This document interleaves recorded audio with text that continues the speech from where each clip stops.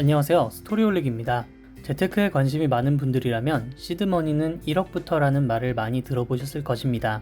근데 1억, 그리 엄청난 돈도 아닌데 모으기는 쉽지 않은 돈이죠. 1억이 생긴다고 집값도 안 되는데 인생이 확 바뀌는 것도 아니지만 아무래도 우선은 상징적인 금액이 아닐까 싶습니다. 그런데 인생도 바꿔주지 못하는 1억은 왜 중요하고 1억을 모으려면 우리는 어떻게 해야 할까요? 1억 모으기에 대한 현실적인 이야기를 다양하게 다뤄보도록 하겠습니다. 현실 진단 이후 이야기도 중요하니 시청에 참고해 주시기 바랍니다. 구독과 좋아요는 콘텐츠 제작에 큰 힘이 됩니다. 첫 번째, 1억은 얼마나 큰 돈인가?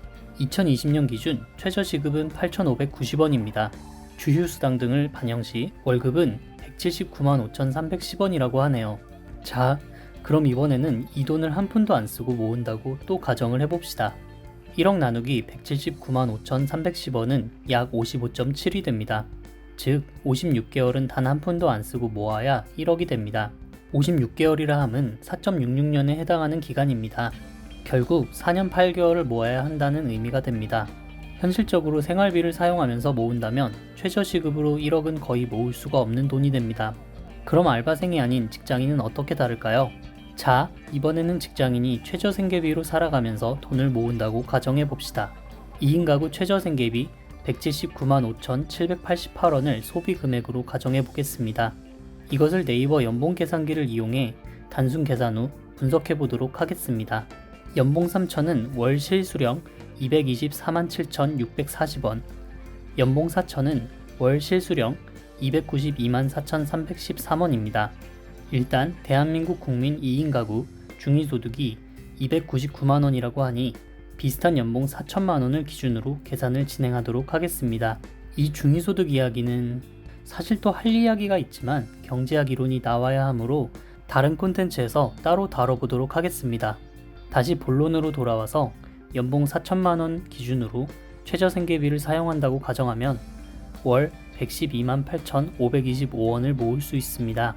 1억에서 이 금액을 나누면 이번에는 88.6개월, 7.38년, 7년 5개월이 됩니다. 현실은 최저생활비로 8년씩 살아가기가 쉽지 않습니다. 결국은 직장인은 1억을 모으는데 19년은 걸린다는 이야기가 나오고 있습니다.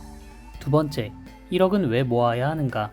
이러한 어려운 현실 때문에 욜로라는 와전된 문화가 나타나고 위로만 가득한 사회가 되어가는 것 같습니다. 랜디 포시 교수의 마지막 강의라는 책을 보면 이런 말이 나옵니다. 증상을 고치려 하지 말고 병을 고쳐라. 우리는 이제 어려운 현실에서 벗어나야만 합니다. 위로의 말로 나를 다독이는 증상 완화가 아니라 가난이라는 병을 치유해야 이 현실을 바꿀 수 있습니다. 1억을 강조하는 재테크 전문가는 참 많습니다. 1억은 상징적인 숫자이기도 하고 레버리지의 기준이 되기도 합니다. 하지만 1억이 재테크의 시작이라는 말은 거짓말입니다. 그러한 심리적 진입 장벽에 무너지면 안 됩니다.